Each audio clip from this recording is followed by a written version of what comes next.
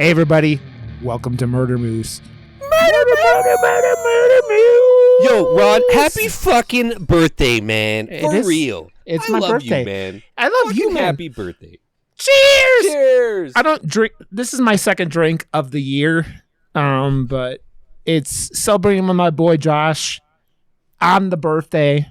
So it's cool, man. It's cool. You gotta cheers. You gotta cheers it up. Yes. It's been a good one, man. I took today off of work. Relaxed. Cooked up, grilled out some steak on the grill. Oh, wait. I was literally just going to say, man, I really got to do that this year for my birthday because I never take my birthday off. But my birthday lands on Canadian Thanksgiving this year. So I get it. It's a stat holiday. I get turkey and pumpkin pie on my birthday now. Nice. It's at the end. It's at the beginning of October, or is it at the end of October? I always forget when 11th. Canadian Thanksgiving is. But it's on a Monday, so that's the Thanksgiving day. So, hey. Nice. Dude, yeah, I literally at this point had before today, taking today off, they give us 40 hours of vacation for the year, which is our sick time. Yeah. And like I was at like I had 29 and a half or 28 and a half hours of it left, and it disappears at the end of the year. So I was like, well, I'm combined with my normal vacation, I had over 300 hours. So I'm like, yeah, I'm not working on my birthday. Fuck that shit. I used to take November 1st off as my Halloween Boxing Day. Yeah. Because Walmart used to always have a shit ton of stuff left over on November 1st and all that type of stuff. Yeah. But now they don't order half as much for Halloween. Yeah. Their seasonal stuff is they put it super on sale on Halloween night. So November 1st, there's fucking Christmas stuff. They literally have worked overnight to make sure that Christmas is out because it's way more profitable for them than Halloween. So they're get rid of this crap. Yeah, dude, it's crazy because it's I swear to God, and I'm not 100% sure, but I swear to God, last year shit was Christmas stuff was out before Halloween. Yes, and so you sit there and especially the big box shit like Target and Walmart. They're obviously the go-to examples of this, right? Because they are capitalism 101. Walmart is capitalism, right?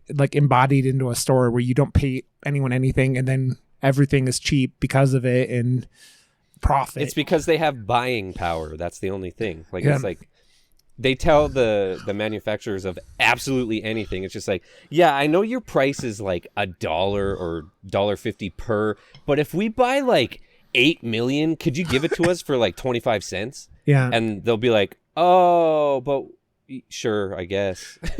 It's funny because I saw a video the other day about the Dreamcast failing, and one of the big things that fucked them in the long run was that they had set the date for it to come out, and then they actually ended up releasing it early for some places. But one of the places they didn't do that to was Walmart, and so Walmart was fuck you then, bitch. And that was it was a big problem. And that was I loved the Dreamcast. That's the first time I ever played Crazy Taxi was on a Dreamcast. Sega Dreamcast. I just think of Cartman saying Sega Dreamcast, which is funny because I feel like a lot of the bigger console releases goes back, and there were South Park episodes about them.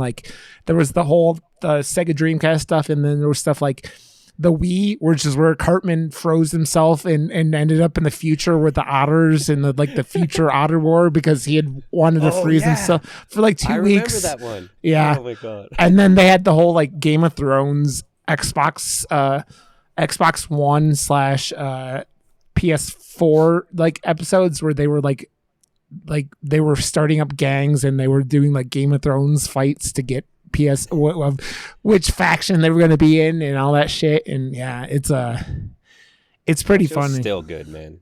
Good writing, always has been. It's just it stays relevant to the times because they don't give a fuck, right? They just do whatever they think is funny and they don't give a fuck.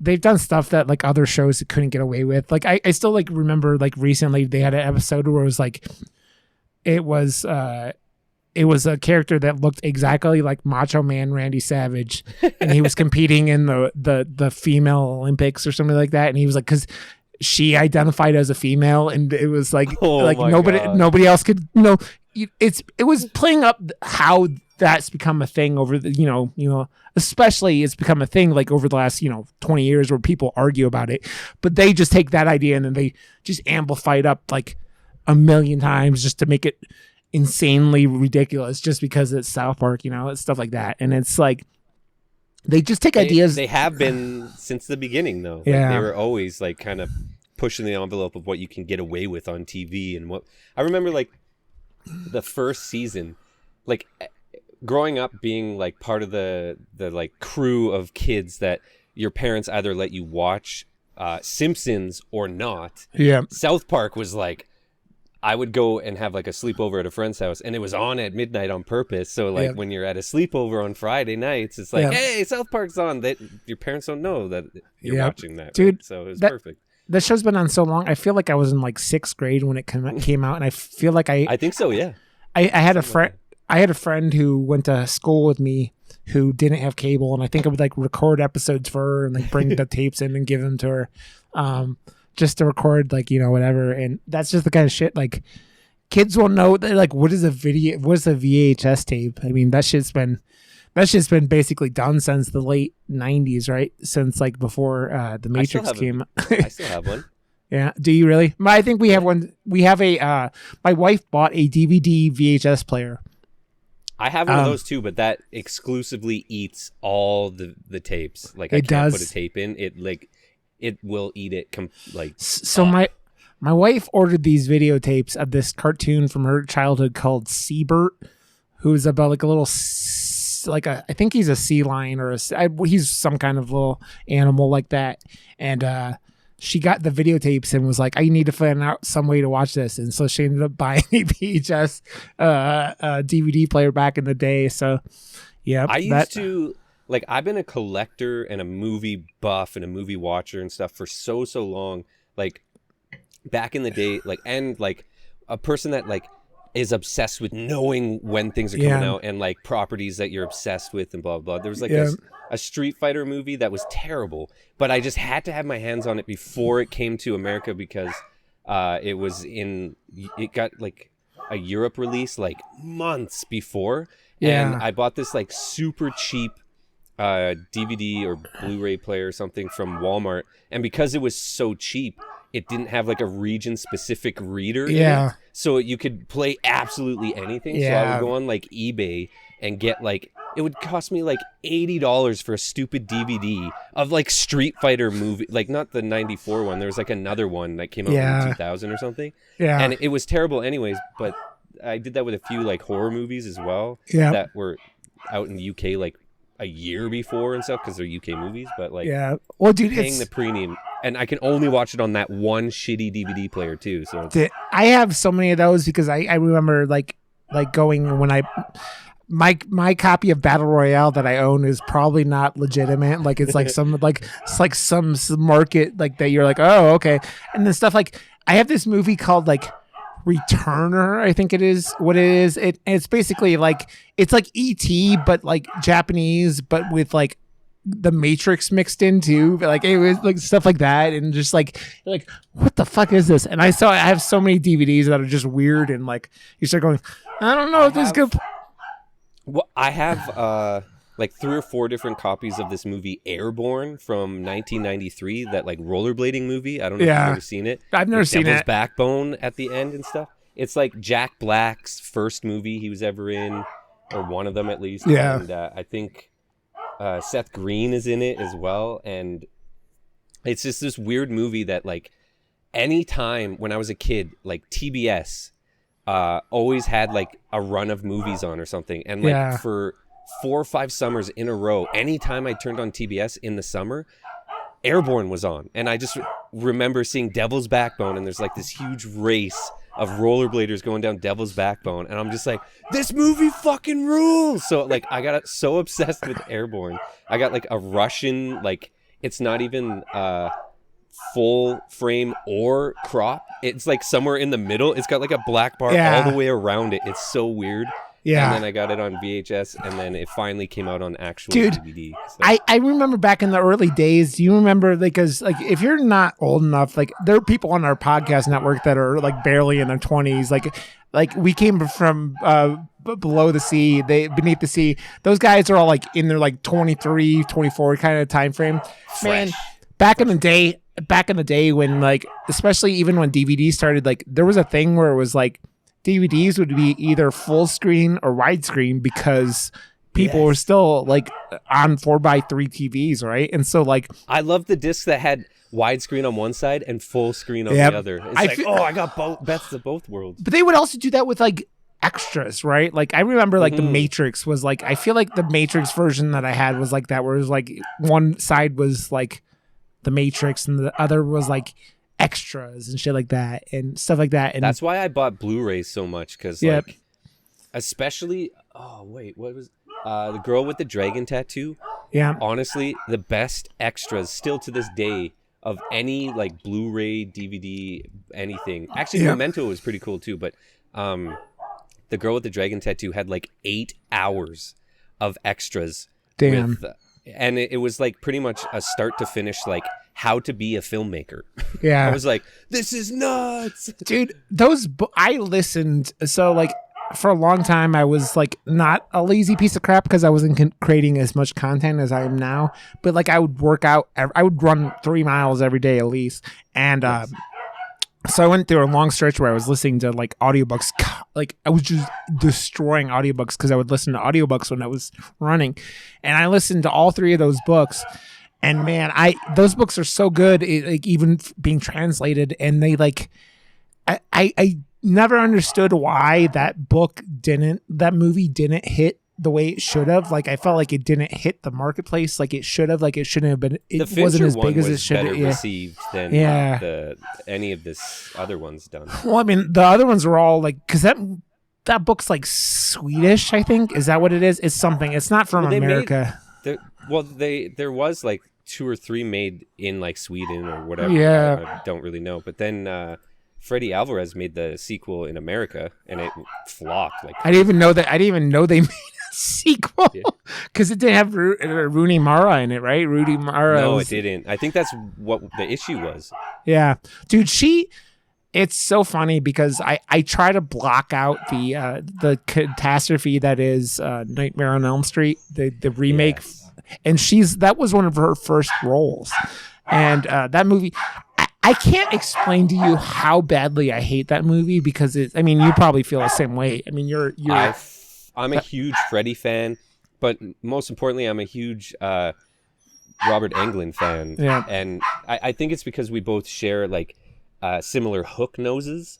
Yeah. It's like, it's a thing that like, I don't know. You don't know too many actors or too many people in the world that have like that pronounced of a like side profile, and like, I have that, and I don't like it too much on myself. But then whenever I see like what's his name from Home Alone, he has the same nose thing as well as me and Robert Englund as well. So whenever I see him in a movie, I always like run towards it as well. It's like nose twins. So Josh's favorite movie of all time should be Batman Returns with Danny DeVito and his penguin bat nose that he has in that movie.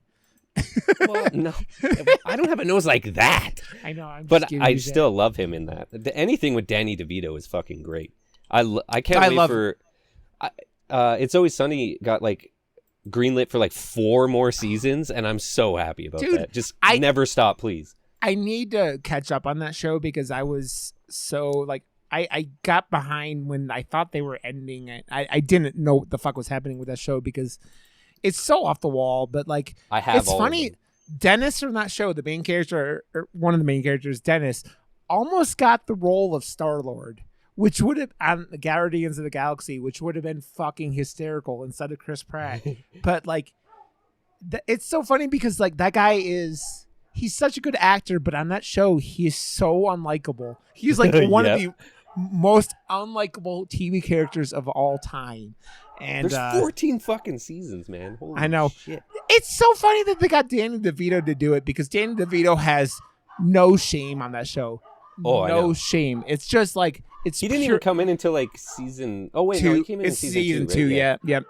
He came in fairly early because I started watching it like 3 or 4 years ago, and he's so good on that show.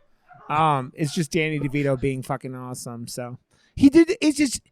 It's him and Charlie Day. Charlie Day on that show. Like, yes, 100%. But without Danny DeVito, he's the. We can now do anything, and it does not matter. Like, he's the character that can fund any. Well, actually, it reminds me a lot of. I just started watching Aquafina on Comedy Central, and it has like a very similar like setup type thing where every episode there's like some underlining like storylines that kind of link together like episode to episode, but for the most part, like anything that happens in that episode is going to have zero consequences to anything that's happening in the episode after it. So it's super duper funny.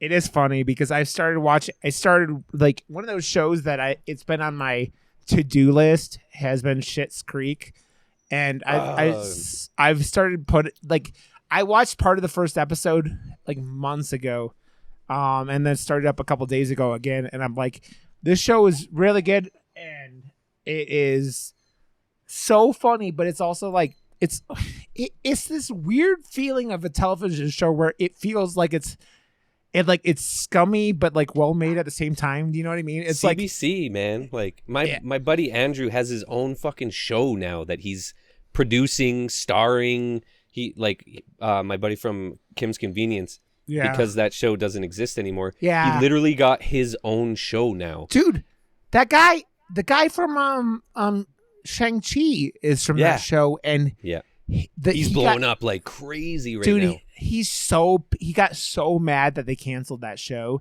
and then they did a spin-off with like the white character from it, I guess. Yeah, I know. And it's like, ooh, that's bad optics. That is bad optics because like I don't know. That's my claim to fame, man. Well, I guess that whole show is because like they follow me on Twitter, but Shang-Chi himself followed me for a little bit as like a social step. I'm like, oh, he's not following me anymore. Aww. Dang it, Disney bucks. You knew? Yeah, I was gonna say, yeah, you got cold. Is that the movie? Is that the word I'm looking for? You got cold from his timeline. Yeah, but Appa still follows me, and he was in Star Wars, man. So hey, Appa, like from what do you call him? From like the Airbender? From Kim's Convenience. I've never seen Appa. Dude, fucking watch Kim's Convenience. Where's it at? Is it on Netflix? I don't know where the fuck that shit is. Yes, it is on Netflix. Okay. But the only white character that got her own spinoff, she follows me too. So it's Kim's Convenience. It's my friend though. Like I met them all, and like it's cool that I'm just happy for Andrew Fung, who's fucking killing it and getting his own show. What is it called? Something. Fuck, I gotta look it up now. Now I'm an asshole. Something. Fuck, I gotta look it up. I haven't heard of that show. It's something Burbs. The Burbs, I think. The Burbs. Oh man, that's funny. Man, yeah, it's. Run the Burbs. Fuck, I'm an ass. God, Josh, what am I gonna do with you? What am I gonna do with you, Josh? I feel like you're embarrassing me in public. My friend runs the Burbs now. I don't think that's like that statement is very general and like specific at the same time.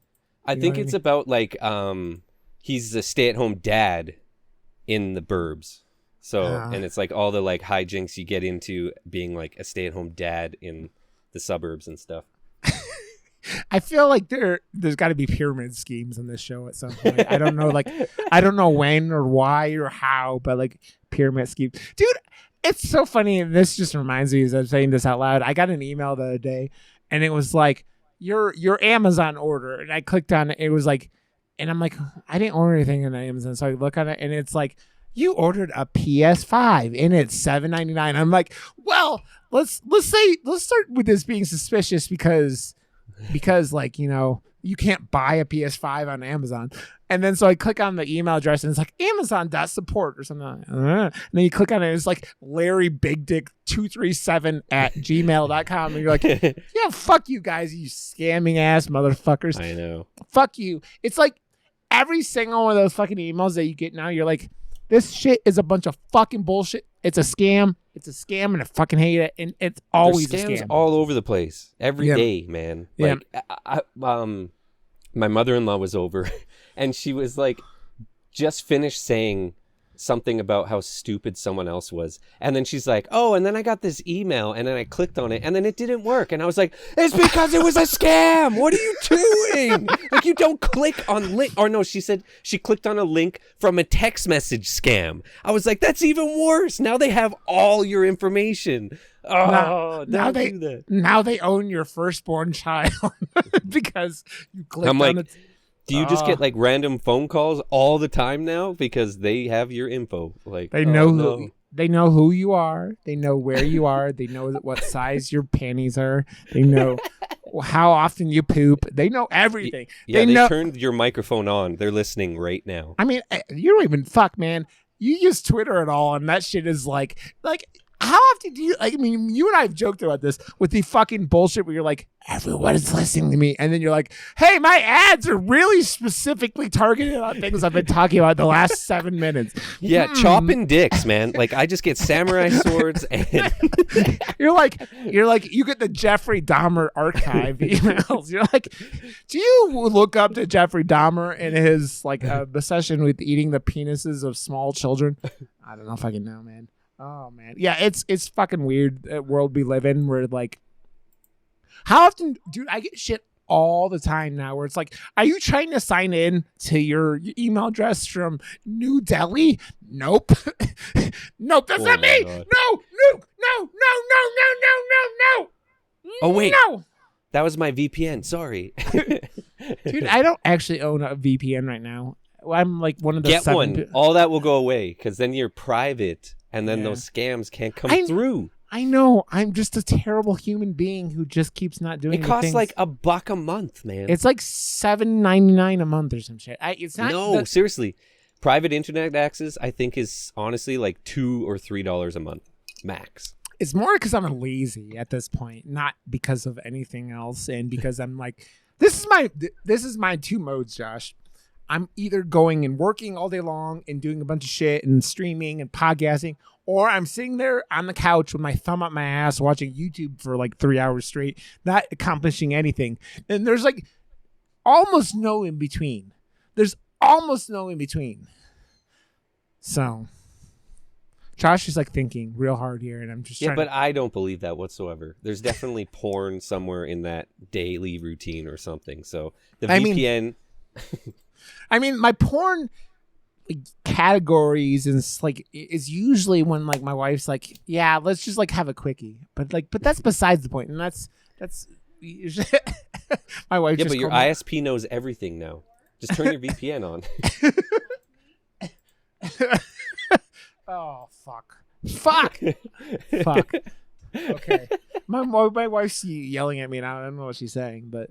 Okay. She's like, get that VPN. Get that VPN. Nobody else needs to see your weird porn selections that you're always on. Like, who really? It's your birthday, man. Who cares? I know. I'm like, my whiskey's gone. It's my birthday. So this is the last thing that like about my birthday. My wife ordered me a birthday cake like 2 weeks ago. Put like it was gonna have horror stuff on it. It was gonna have Baby Yoda on it. It was gonna be fucking dope. And they fucking text her an hour before she's supposed to pick it up today, and they're like, "Yeah, we're not making your cake. Someone's sick." I'm like, "What? Yeah, like go that soon? So you can't even exactly do anything about it? Like, and wow, that's a big like. Hey, by the way, sit on it. Yeah, sit on it and spin, motherfucker. And I'm like, are you? This is just like, you can't be mad at my wife because she's not the one who was getting fucked over. Like, she's the one who got fucked over this whole situation. It's just like, fuck, man. It's. I like donuts better than cake anyway, so we just do donuts. Well, so we have Voodoo Donuts, but like that's like a half an hour away from me. because my wife also tried to get me donuts this morning, and she drove through the fucking she sent me a picture of it, and it was one of those things where we're too short staffed, so we're closed right now. It's like she drove through and someone had taped we're too short staffed, we're closed right now on the and this is a fucking shit Dunkin' Donuts. Where do we live? Where do you live? Dude, I live. There are some trashy fucking like chain restaurants around me, and that's one of them. That Dunkin' Donuts fucking sucks. This is the fucking right next to this Dunkin' Donuts. There's a You're Taco so Bell. close to Canada. Why don't you have Tim Hortons around you? We're not that close. We're pretty far south, man. But taco. They're in America. It's an American company now. An American company bought out Tim Hortons, and now it's an American franchise. Dude, the Taco Bell next to it, I drove to it like one night, and literally at like 7:00 in the I don't even know if it was 7:00. It was pretty early. Their fucking doors were locked, and their fucking their drive-in was literally not moving. I sat and waited 20 minutes, and not a car in front of me moved. I'm like, are you fucking kidding me? This is run by such hooligans, and this was way before even COVID. They were just like, nah, we're good. We're locking the doors. We're saying, fuck you. We're good. We're good. It's everyone it's the forever purge there. Yeah, it's everyone who's ever done meth, like within a 20-mile radius of my house, works in that block of. I remember Spokane. I went there for like a show, like Every Time I Die, and some other metal bands or whatever. Yeah. And like I had never seen so many like billboards from meth to death and like people doing meth underneath that billboard and stuff. I was like, holy shit! Like that's called being self-aware, motherfuckers. You're gonna cross the street to do your meth. You're supplying the fucking point of the fuck. But it's also ironic because it's like they give so little of a fuck that they do the meth underneath the billboard to say fuck you. So who fucking But knows, I man? like meth. It's a fucking world we live in. It's it's capitalism. I said communism. We should live in capitalism. But fuck, man. I get a fucking whiskey in me, and I'm like babbling more than ever. But here we are.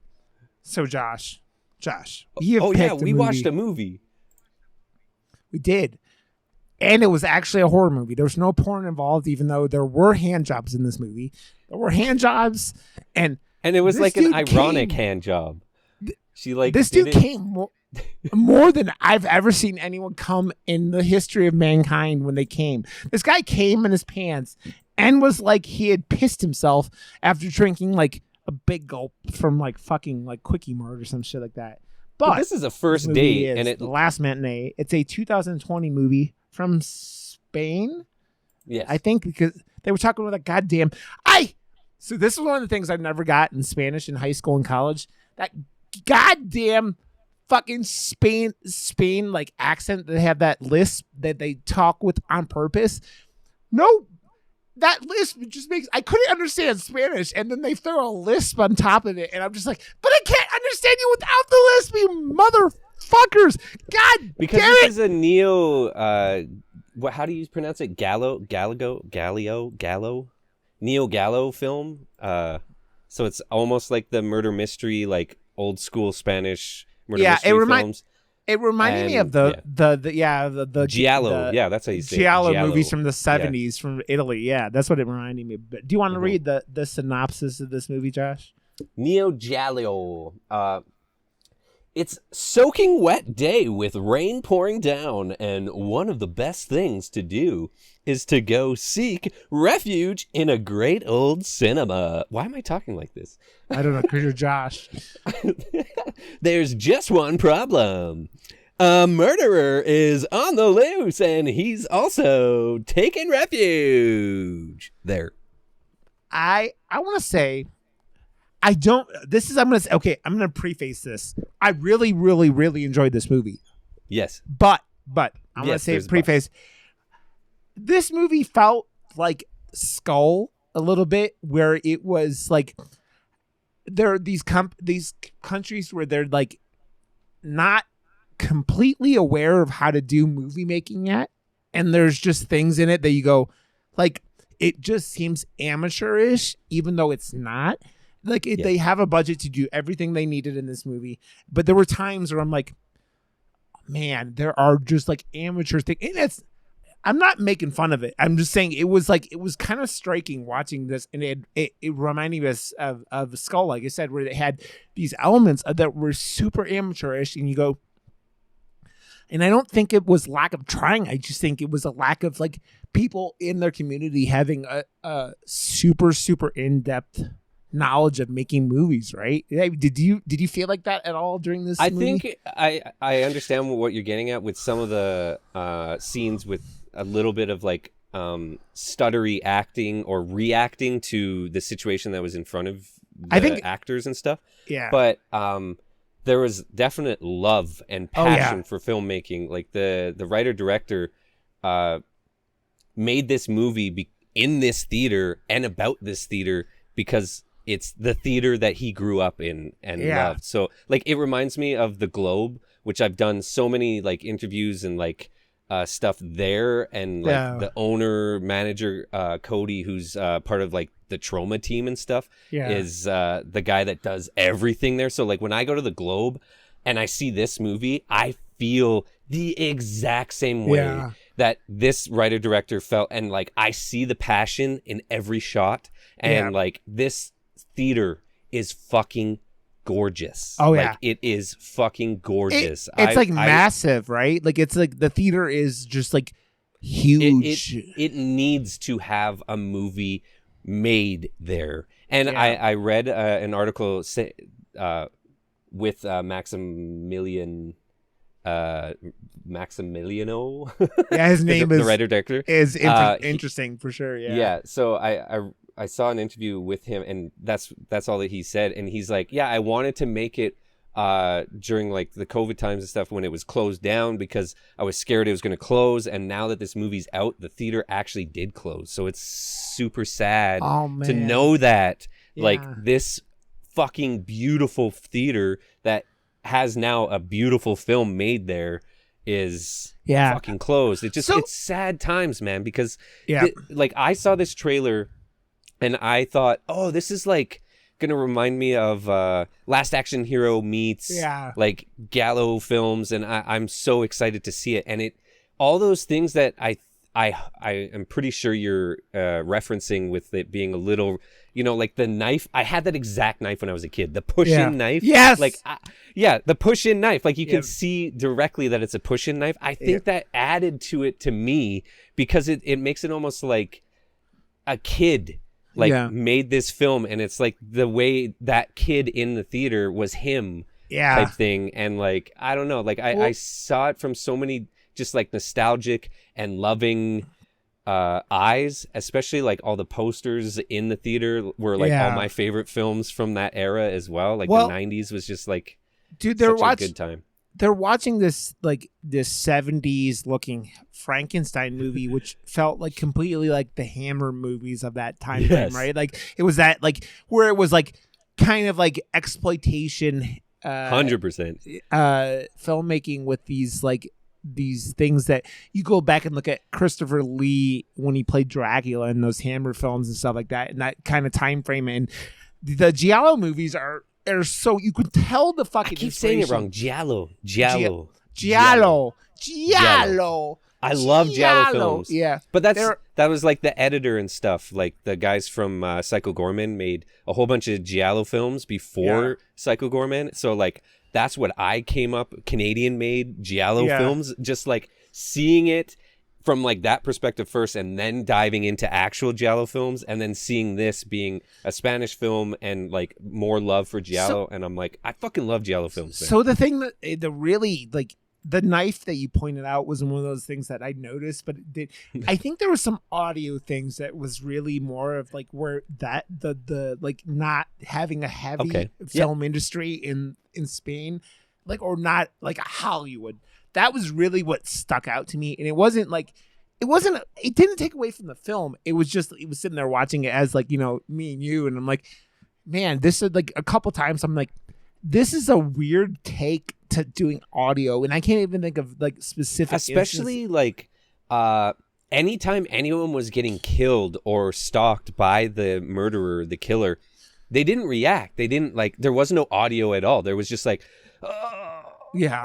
like, and I feel like I noticed that in the last short film that I made, or one or two of them, because of the restrictions we had with the location and the time. We didn't want to get the cops called on us in a 48-hour situation, blah, blah, blah. So we didn't do it. And then after I presented the film and watched it in theater, I was like, shit, I should have got her to scream after the fact and like put it over top just to add to the terror. And I feel like a few scenes here, it worked for it, and a few scenes it worked against it. And I wish there was more of reaction to a few of the things. But I still, I love the whole premise of the eyes and all that shit. So cool. And I don't ever like. I like pointing that shit out at the beginning because I'm just like, no, I'm not saying there was like this was bad. I just want to say like, I want to get the stupid little things that are just like I thought about that aren't necessarily negative, but that are just interesting for me as like, again, we talked about this doing all the foreign films that we've done on the show, and like you go back to this is a Spanish film now. Yes, so there's just like a contextual thing, and you're also going back to the 80s or the 70s. They don't really don't.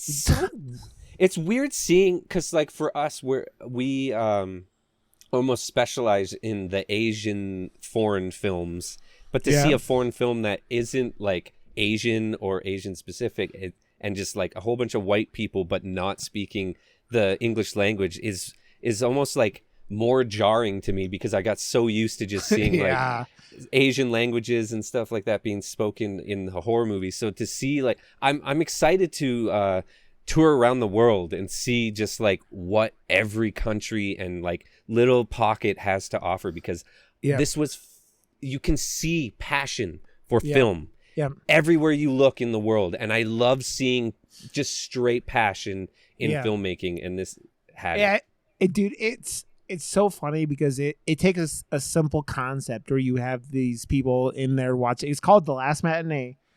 And so you're like the last matinee of the day, and then you have these people going in and watching this whole schlocky horror movie that like is a Frankenstein movie, and it's that AKA red screening. That's the original title for it, was red screening, and then I think now that it's on a wide release, it's called The Last Matinee for like the Americas. It's that thing where they just rename things for American films, like if American audiences to grab attention, right? And like it's funny. It's a wicked poster, though. Yeah, I love it. The poster's dope, and that's the main girl on, not the main girl, but one of the main characters of the movie who lasts the longest, and who dies like towards the end of the movie because of the fucking idiot characters in this movie. Or you're just like, what the what?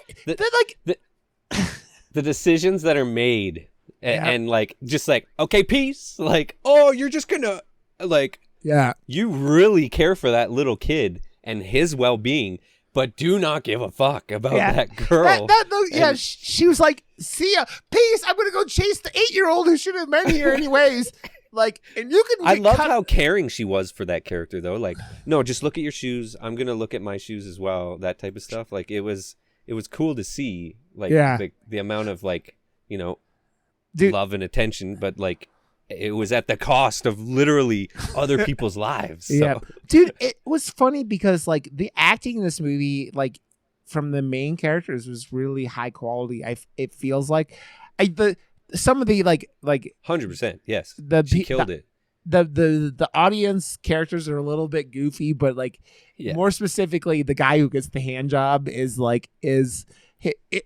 I don't know if he's just nerding it up on purpose or whatnot, but he made me giggle because of it, like the horny, like, dude. It's so funny because he's at the movie theater with this woman who gives zero fucks. Like, she's sitting there and they're sitting down, and this woman just lights up cigarettes, and the usher comes up. He's like, "Can you put that out, please?" And she's like, and puts it out in the back of the seat in front of her.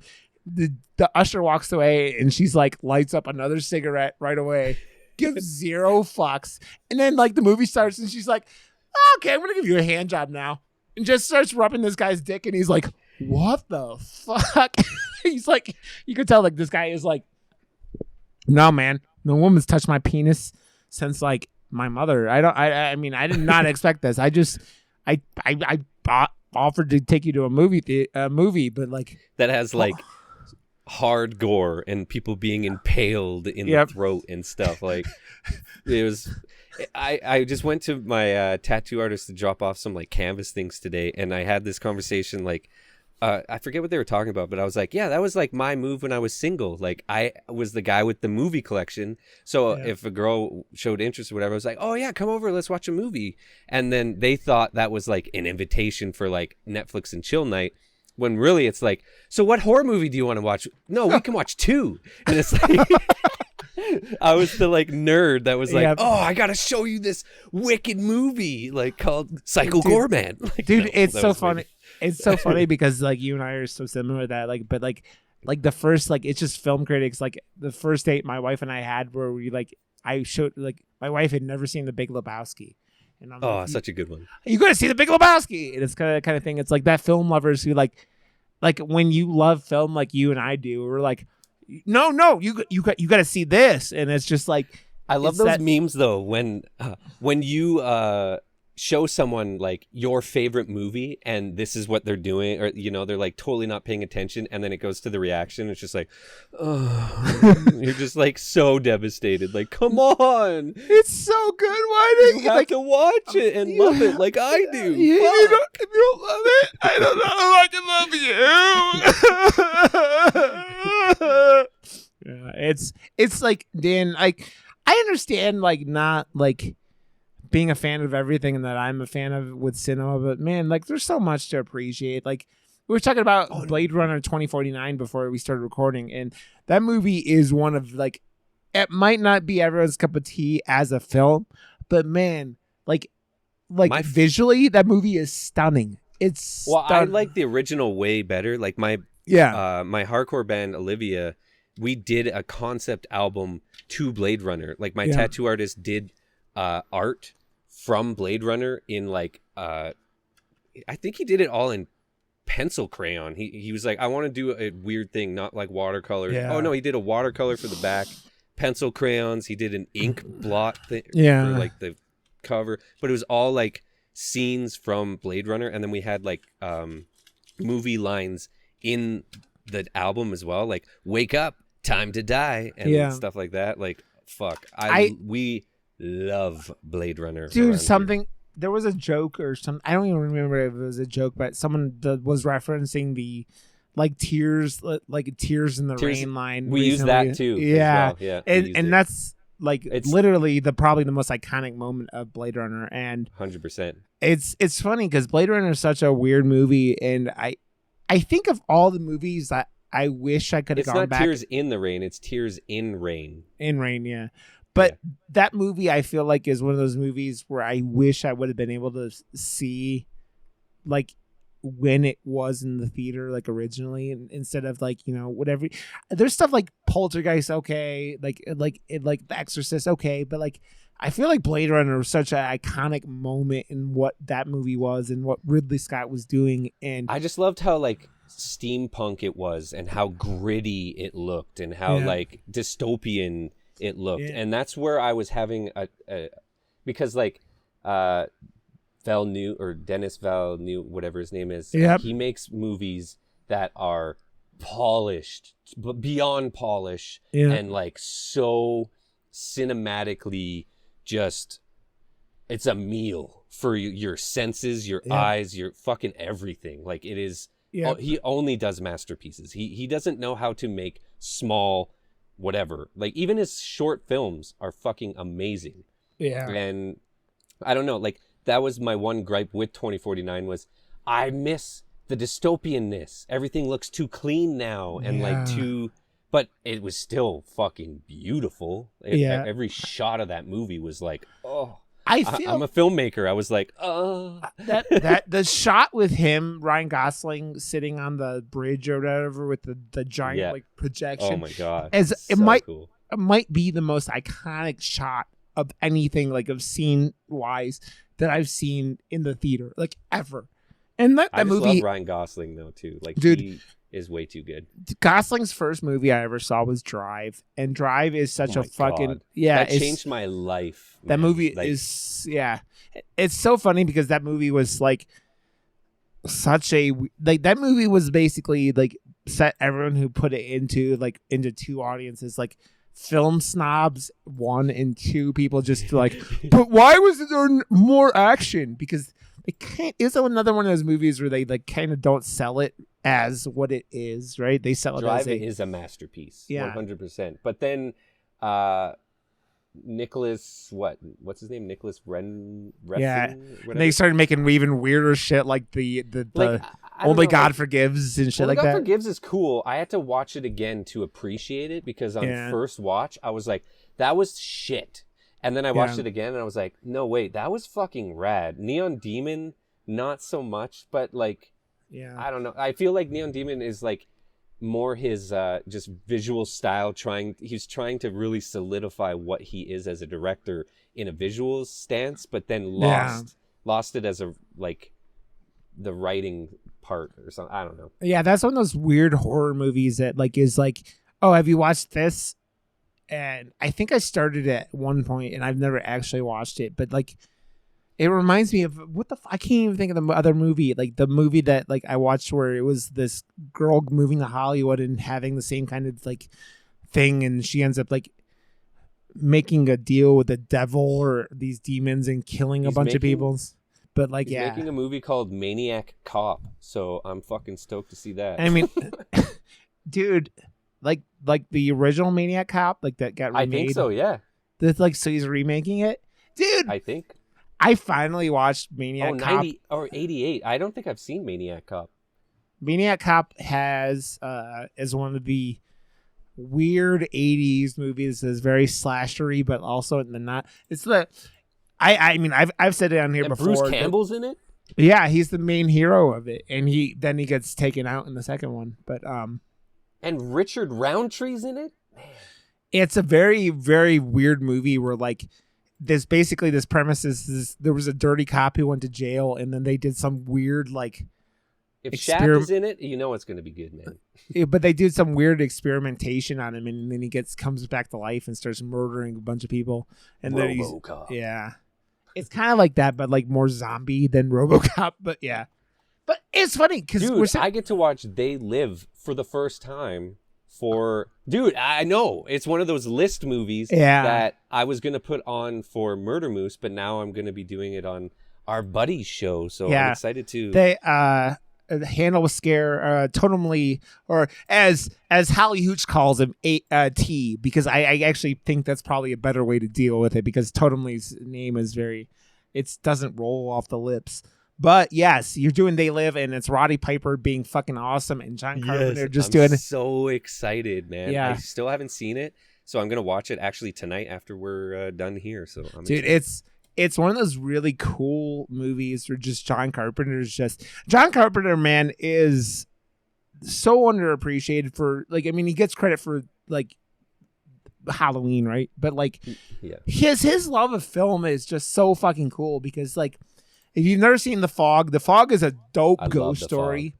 And then you just like with another more early Jamie Lee Curtis and stuff like that, and then like They Live with Roddy Piper just being a fucking badass. I mean, Escape from New York, and they there's the fight scene. You're gonna have to reference this at some point, Josh, but they have the fight scene between Roddy Piper and what's his name? I can't even think of the black guy who's in that movie, and he's in The Thing. And they have a fight scene in that movie, and they literally transferred it like shot for shot into South Park for the cripple fight episode where Timmy and Jimmy are fighting. It's the shot for shot for that movie, and it's so fucking dope. That's how iconic that shit is. And that movie. That's how iconic South Park is. Come on. They make it into a cripple fight. I mean, they have that, and then like, I mean, Duke Nukem, I'm here to kick ass and chew bubblegum, and I'm all out of gum. That's from They Live. And so it's like that movie left a fucking like pop culture like reference, and it's so important. So excited to watch. Yeah, it's a dope movie, dude. John Carpenter, man. Like until he got started like until he started doing weird shit like Ghosts from Mars. Yeah, Ghosts from Mars. The shit that he did later on, where he was just like, "Oh, what are you doing, John?" But he did some clunky shit at the end. But like, yeah, you're gonna love it. You're gonna really love that movie. And yeah, if you guys haven't heard, like, they Hannibal Scare is part of Slash and Cast with us now, so those guys are awesome. And that I really, really, really appreciate a podcast that goes. I mean, there are a lot of horror podcasts that are very, very like generic. We do horror movie kind of things, and those guys do like themes for like 4 or 5 episodes at a time, where they did like movies being scared of children, and they did like 4 movies and like going back to the 50s, and then they did like being scared of technology, and they did stuff like, you know, do Ex Machina and stuff like that. So they do a lot of cool stuff. He asked me, he's like, "Oh, do you want to come on Wednesday and go talk about either They Live or Cannibal Holocaust?" And I was like, "They Live." Yeah, I'm not a fan of Cannibal Holocaust. I mean, you and I have talked about it on here before. Hannibal. I mean, Hannibal is a cannibal, but Cannibal Holocaust is not something I will ever dive into, because you murder animals on film. I'm not into it. It's why I will never watch Milo and Otis again, even though I love that movie as a small child. But like, when I learned that you started yeeting cats off of a fucking waterfall, like in real life, like they're like extras. Nah, man, I'm good. It's not. Yeah, I don't like that. I like my horror to be fake. Yep. And magical. Like it's filmmaking, right? Yeah. Filmmaking magic. I like to watch it from that eye and that perspective. Yeah. Like people that get carried away with story and get carried away with films, you know, like taken on a magic carpet ride. Yeah. I can't personally do that. So they think I am morbid and gross, and they don't understand how I watch movies and how I can just like watch gore and blah and not be like completely just like, but I don't watch it the same way you do. Yep, so that's why you can't stand it, because you feel it's real. I know how it's made, and I look at it in a light where it's like, oh, I know that is a prosthetic, and they probably use this, and this, and like I wonder what you know, like is making the blood squirt out. I really want, you know, I'm dissecting each different piece, and it's like it's interesting to me, and like I enjoy it so much because it's done so well that you beside me getting taken away are so mortified by it. And that looking over at you and your reaction is everything to us as like movie buffs and filmmakers and horror lovers. It's one of those things where horror always pushes, and it's why I like talking about indie and foreign stuff with you so much. It pushes like low budget doing stuff, and like so it pushes like being inventive with low amounts of, you know, money to do things, like stuff that you go, okay, I'm gonna avoid CG.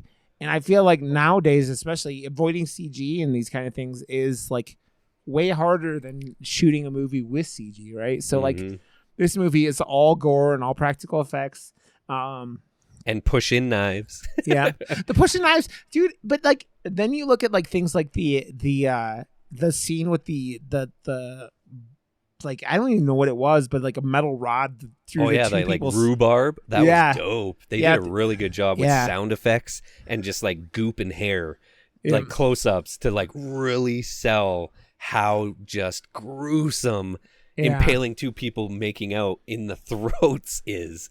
So cool. Such a good death. It's funny, man, because this is double kill. You're talking about like where like the audio like cues are a little odd with it, like that one, but the music was so good though. That like that synthy fucking rad like progressive, I don't know, so cool. I was like jamming out to it, like, yes, oh dude, it's so good.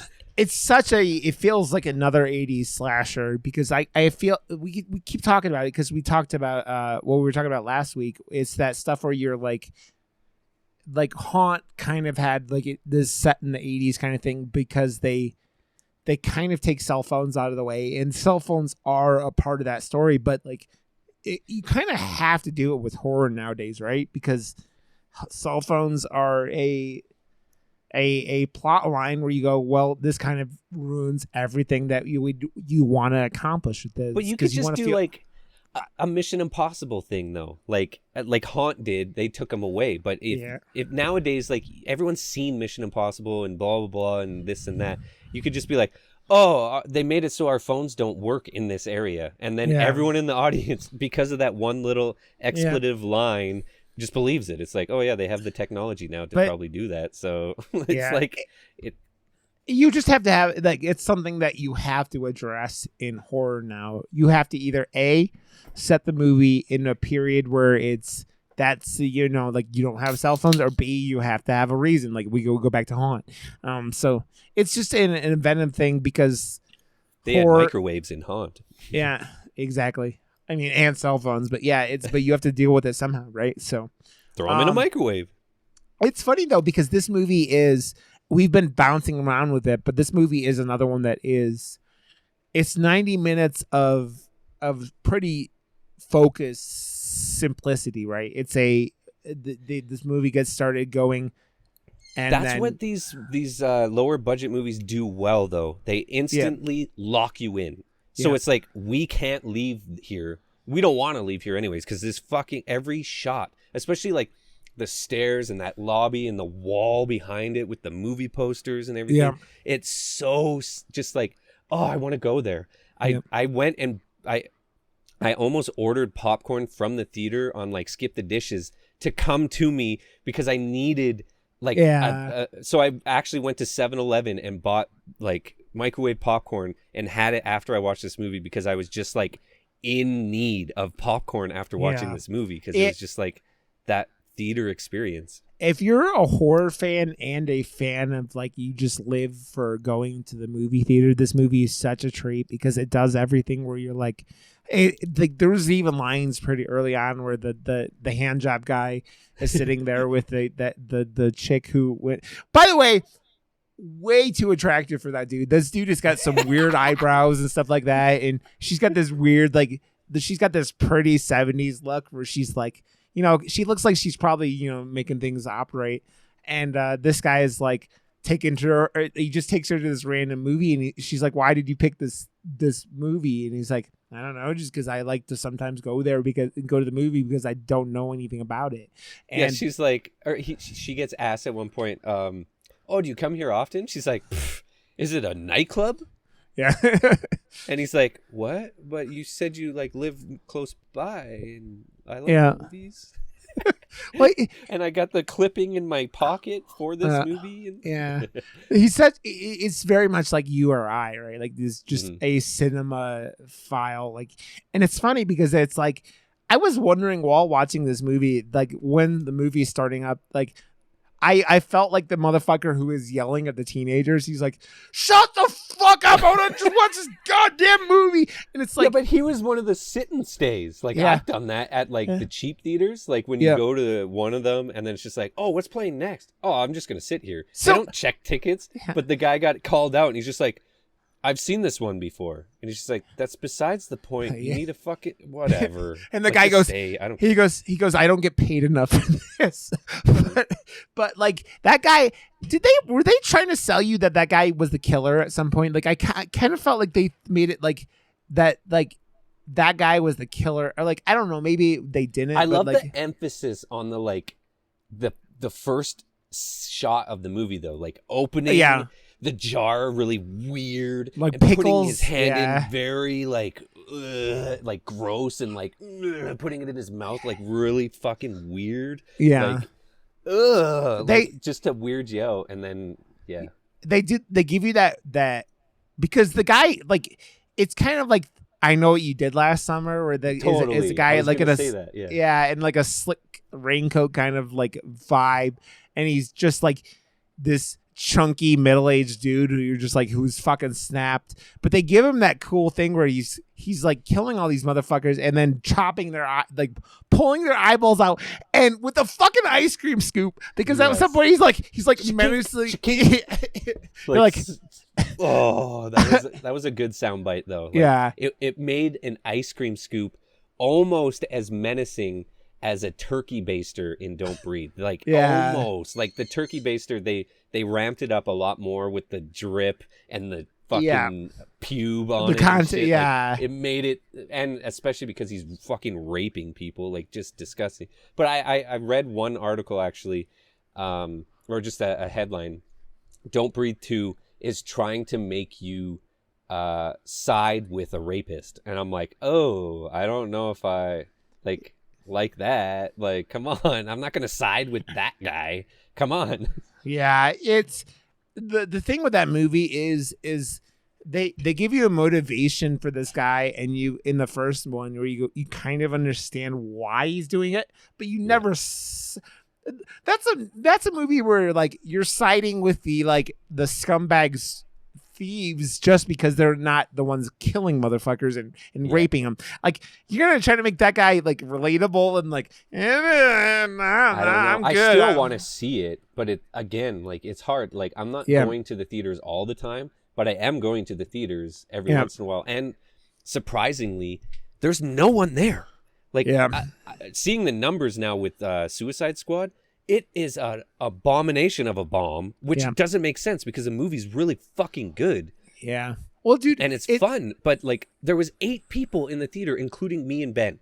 Yeah. So like 6 other people. That's fucked, man. Well, so the thing is they just pushed Venom back to the exact date in October, like October 15th, where Halloween comes out. And I watched Jimmy Champlain, or I think he's a YouTuber, does a lot of stuff about Halloween, and someone asked him, like, he made a video about it. They're like, is Halloween gonna move back? And he goes, no, because the problem with this is, in this economy and how these movies are happening right now, Halloween Kills, with its $10 million budget, needs to make 20 or 30 million. Like, nothing to get big profit and break even. Fucking Venom with its $100 million like fucking budget needs to make 300 million with everything like that. And you start going, same with Suicide Squad, man. Yeah, exactly. It's bombing huge, and it's so surprising, and it's so good, and it's just James Gunn doing awesome stuff, and it's just like, that is a thing where like. That the same thing happened with fucking Black Widow. I mean, that was the whole thing where it's like these movies that's the biggest winner of the year right now, right? Like, in America at least, like, or North America, like, it's top in the box office right now. But is that with the numbers from Disney Plus or without? I don't know. Like, I don't know, man. They're very, very odd with how they're reporting these numbers and how they're doing all that stuff, because it's a fucking weird world we live in, man. And it's a thing where I don't know how you can't sit there and go, you can justify this stuff happening. And I think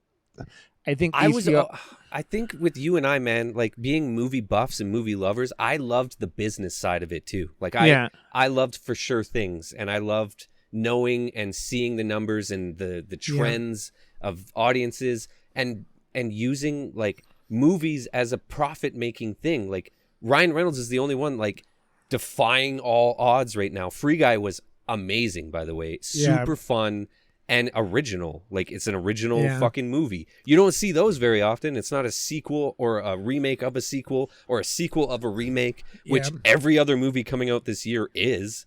So like, I think audiences are just like, fuck all your sequels and stuff we've already seen. We want to see something else. And that's why Free Guy is probably doing well.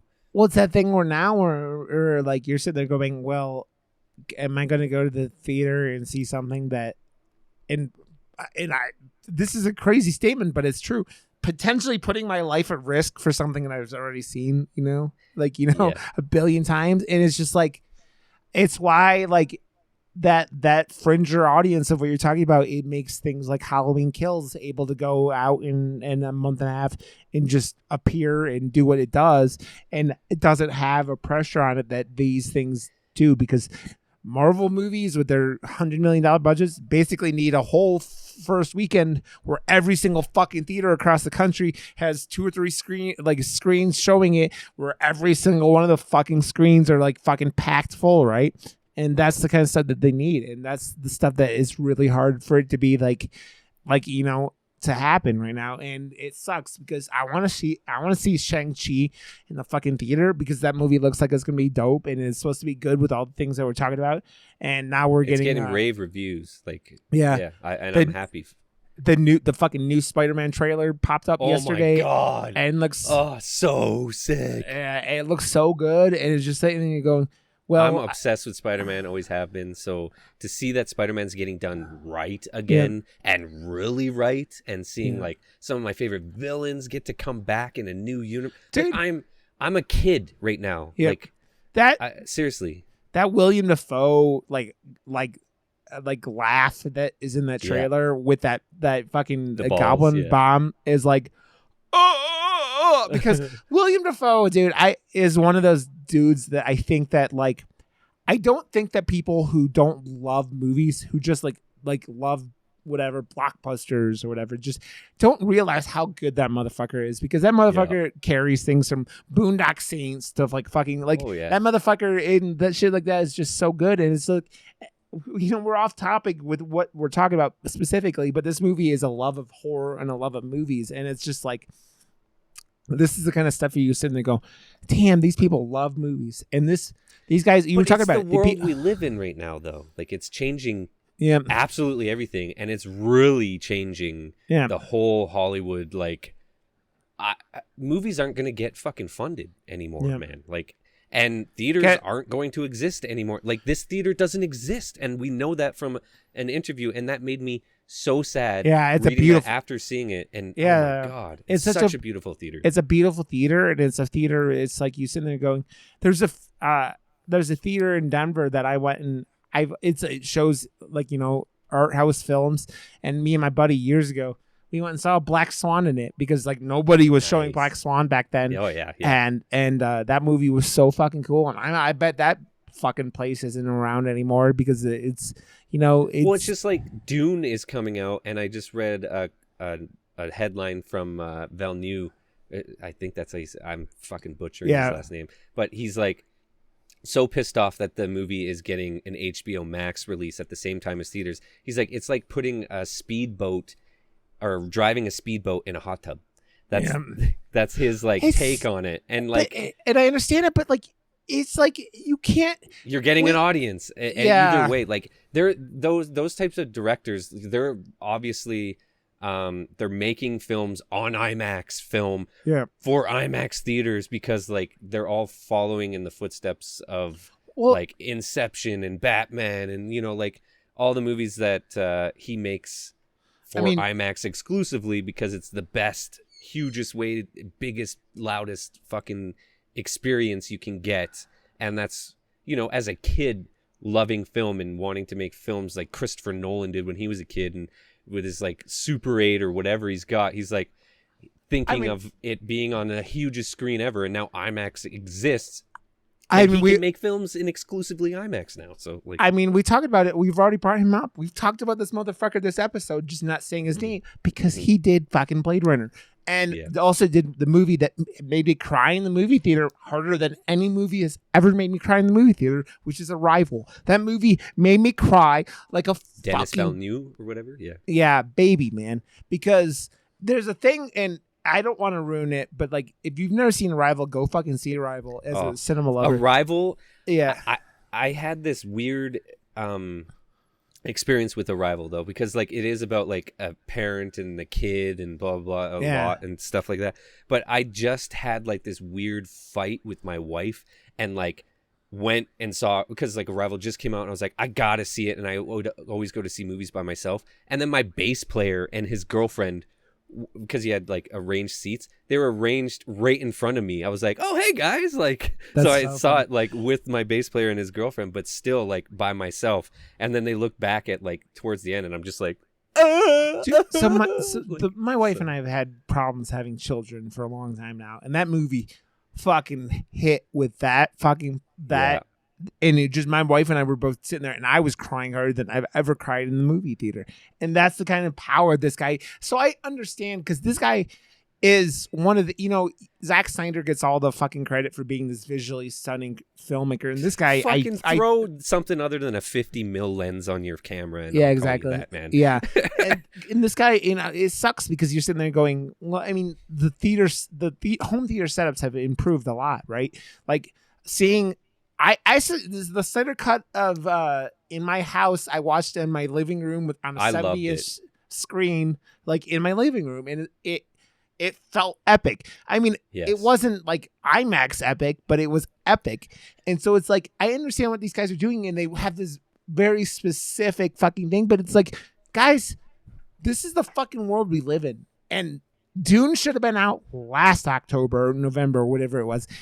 They can't keep putting these movies off because at some point they're going to come out and DVD 007? And Blu-ray. Like, come on. Like, I understand 007 is like all the brands that they align with are the most expensive brands. The only people that they put in their movies become the most expensive people on earth as well. Yeah. Like Daniel Craig being worth fucking $100 million to do 2 sequels of Knives Out, which is fucked.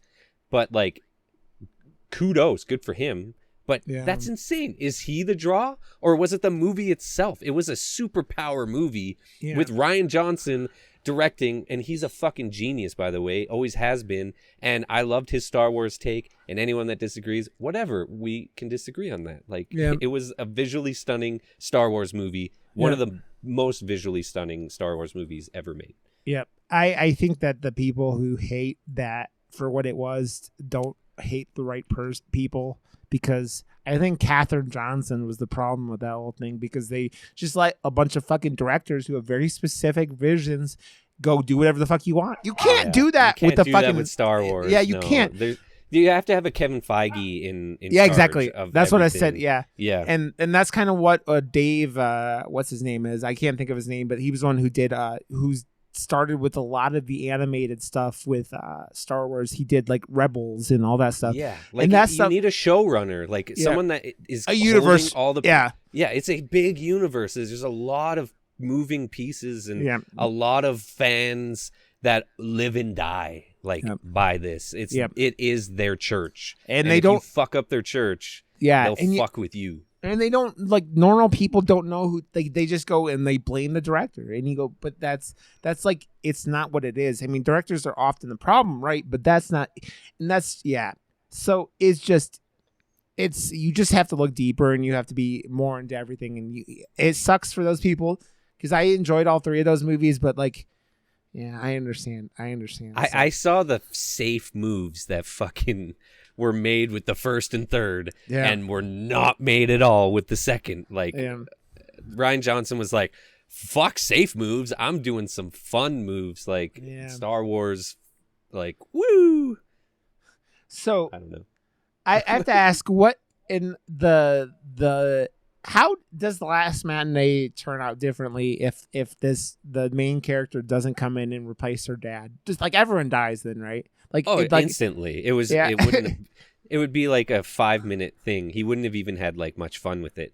Because the only reason this movie doesn't like end like where the killer gets a hold of everyone is because that door would be unlocked. Yeah, first. Exactly. Like, and so like the projectionist would be dead instantly because she got hit on by the other guy that's working there. And the first guy to get killed. It. Yeah. Fuck you. I'm fucking studying. I'm bigger than you and this place. And this whole fucking movie. Like, I'm going to fuck everyone up. I liked that she was the last girl again. Like, we have to watch that fucking movie, man, for you to understand the reference. Final Girls, Final Girls. Like, the Final Girl aspect of just like slasher films is such a wicked trope, played up to like 11 or 12 in Final Girls, because it's the trope. We'll do that next week then. Oh no, okay. So we're starting Josh and I are saying fuck it, and we're doing 2 months of Halloween, even though it's not that much of like difference between our normal thing. But we're gonna do the Final Girls next week then. I think at some point during this Halloween stretch, then we should do Terrifier, because Terrifier is so metal, and it's perfect for the Halloween season. But yeah, dude, the new Halloween will be coming out. We should do a brand new movie Halloween for Halloween, right? Dude, I mean, this movie is coming out on like it came out on like demand today or something like that. So yeah, well, I don't mind doing newer stuff, man. I know Enola saw this at a film festival, like online screening thing over the weekend, and they were tweeting about it. I don't know. Terrifier? No, the Last Matinee. Oh yeah, no, this came out. It comes out on demand today. Yeah, today. Yeah. So, yep. So yeah, it's a lot, man. And this movie, I think, like you talked about it early on, this movie reminded me a lot of those 70s Italian slasher movies. He even had the like the black leather gloves that those movies always had on. But we gotta mention the pickle jar coming back and him putting all the eyeballs into it and then eating one of the eyeballs in front of the kids. Yeah. Like, it gets like that's the ramp up of like how just terrifying this character is. Like he is messed up. He is there for blood and eyeballs. Oh, like it's a freaking snack for him. Dude, he does that after she fucking stabs him in the eye with this piece of glass, and then he's like cuts his own eyeball out because the eyeball's just sitting there. And then he puts it into his own fucking jar, and it's the most metal thing. He's gonna eat his own eyeball. Yeah, and it's so like this movie's very like the character is like generic a little bit, like at first, and you're like, well, he's just a guy running around in a like a fucking trench coat kind of thing, right, during this rainstorm. But that is really where I feel like it puts this character over as kind of like an iconic, kind of thing in this movie, because you're sitting there going. You have this kind of generic slasher who does something as a cool concept where he locks all these people in the theater so they can't get out. But him where he makes it so he's like kind of like leaves a mark on you and I is him with that container of eyeballs, and then it fucking all the eyeballs going down the stairs at the end of the movie. Well, it's the bookend because it starts off with the kid and the gumballs, and he hands the kid one of the red gumballs at the beginning of the movie. Yeah. So the bookend. The gumballs coming down the stairs, then those eyeballs come down the stairs at the end. I fucking loved it. Starting and ending any movie in the same place with something different, or like starting with something innocent, ending with something horrific in the same vein. So well done. Like that's again like love for filmmaking and that type of stuff. Yeah, it's like, any of those janky parts or the not so well done parts. They go away because this movie overall is just a treat. That's why I like to say, like I pointed out the audio things, and it just seems a little weird, like as an American filmmaker viewer. But like I pointed that out right away because I'm like, again, it was kind of like Haunt last week where we talked about how like the CG blood things a couple times I didn't, but. I'd rather. I honestly liked that first, like when she brought her arm out and there was no blood, and then it happened. Like it was more surprising to an audience, right? I understand if you hate CG blood, you're gonna fucking despise that because. But I liked that it didn't happen right away, and to do that practically, I don't. How would you fucking do that, right? Yeah. So, it's more of like in the point of both these things. I like to point out like little silly things right away because it's like, okay, here you go. I got this out of the way. Fucking balls to the wall for the rest of this film, and it's a film that is just like, dude. We got into this cinema dive yet again because these are guys that are obviously Maximiliano, like just loves fucking slashers, loves the 70s like Italian movies, man, that I think at some point we have to focus on for this podcast and go into like Italian movies. I want to hit like one or two more Japanese films before we get completely out of this, but which I think we need to do Ichi the Killer because I think we need to go to the fucking we're doing bonkers Japanese shit and we've done it, but maybe we do that. And this movie is just Dude, I'm down for anything except for Cannibal Holocaust again. Yeah, exactly. Yep, exactly. So this movie is it's a ride, man, and it just when you have that love of film transitioned, and you could tell like everything about this is the love of theater and the love of horror and the love of these 70s Italian films, and you just go, man, this guy loves film. and it is so apparent across. And goofy things aside, this movie is fucking fantastic, and it reminds it like I feel like this movie after Haunt is actually a really good like transition from that Haunt to this, because it has that same kind of like, these motherfuckers love the 80s and 70s like horror movies that are just so iconic for you and I now, right? I just remembered how I read the synopsis of this film. I don't know why I did that. Cause you do goofy reads of synopsises for this all the time, Josh. No, I usually like read terribly and not with a stupid voice. So, at least today it was with a stupid voice and not so terribly. So, whatever. Yeah. Okay, so we're going to do the final girls in our 2 months of Halloween movies starting next week then. I love how we talk about, like, we just do horror anyway, so it's not exactly like we're doing... I know. It's funny. I love it, though. Yeah, it's saying that it's like try to do like things that are kind of, I mean, fuck, I don't really know how it's going to be different. Honestly, I want to put up my Halloween decorations because they're like in the closet right over there. This weekend we switched over the kitchen table to a new one, but we wanted to keep the old one because it was my wife's like grandparents, and we like redid it and painted it black, and it's like a nice antique round table, whatever. Yeah. So we have it in the closet now with all the Halloween stuff. Now I've seen it and it's close enough, and I'm just like, is it too early? Like, oh wait, it's not even September. Like, is September too early to start? I think September 1st, you're completely fine and acceptable. So, yep. Completely fine and acceptable. And it made me, it makes me laugh because one of the key points in that new Spider-Man trailer is him looking at those fucking Halloween lights with like a witch on it. And that like, and it's just like, oh, it gives me that Halloween fever. I love Halloween so much. I mean, we both do, man. Both do. Okay, so The Last Matinee, go fucking watch it if you get a chance. This movie's fucking dope. I bet it'll end up on Shudder at some point, but this movie's dope. Go see it. Run it on pay-per-view. It's on demand. Fuck. Yep. Go watch it. Buy it. Watch if you love it. slashers, Love this movie's fucking dope. Dope. Stab it. Dope. Yes. Okay.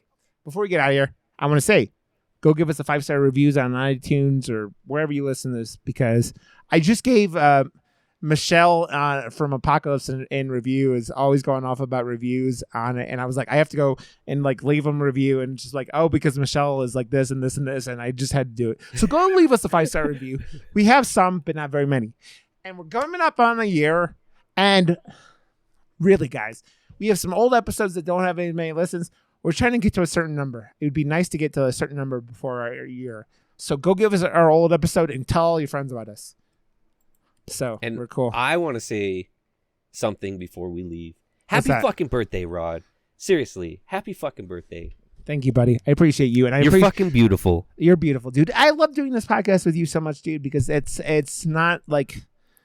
There are plenty of people who love movies like we do, but like it's you and I have this like wheelhouse where it's been so much fun doing this, and we're almost at a year, and I fucking can't believe it. It is flown by. It really has, because this show isn't work. This show is like fun, and it's really what it is. But when we had Katie on, and she came on and was like, "Oh, do I need notes? Blah blah blah, and this and that," and how we position the show and how we do it with, it's just we know how to talk about movies. It's not going to be a chore. It's going to flow, and we let that happen. So I was just talking to my tattoo artist today. I almost started a podcast with him before I even knew you, and he's been wanting to come on since our inception as well. So I saw him today and was like, dude, you have to come on. So he eventually is going to be on the show as well. Dan, nice. He's just as much, if not more so, a buff of horror films than we are, so the flow is going to be there like crazy. Anyways, just let me know when you want him on and we'll be good. We're good. So there's no more me look like a fucking asshole. So being me and you are just like, because Josh and I are often very, very busy individuals. No, we're just ADHD. Oh yeah, that is very true. So yes, so next week homework is Final Girls, so which is actually I think PG-13, isn't it? Which is really... Is it? Yeah, it is. Yeah, I think it is. No way. I don't believe you. I don't believe you either. But go to murdermoose.com. Follow us, Murder Moose Pod, on Twitter. Josh is Josh WRB everywhere. I am Rod_Johnston everywhere. So come have fun. Come hang out. Come to our website. Come to our Discord. suggest movies on our Twitter or whatever. So, Josh, I love your face. Thank you so much for helping make PG-13. You're right. Yeah. Thank you so much for helping make my birthday even better, man. It was a good day. I love your face. I'm 38. I have 38 more years to go. I think is how we do it. I don't know if I is that so. This is your midlife crisis. Is I think something. Murder Moose. Okay. See you next week, Josh. I love you, and I'll see everybody soon. Have a good night. Bye.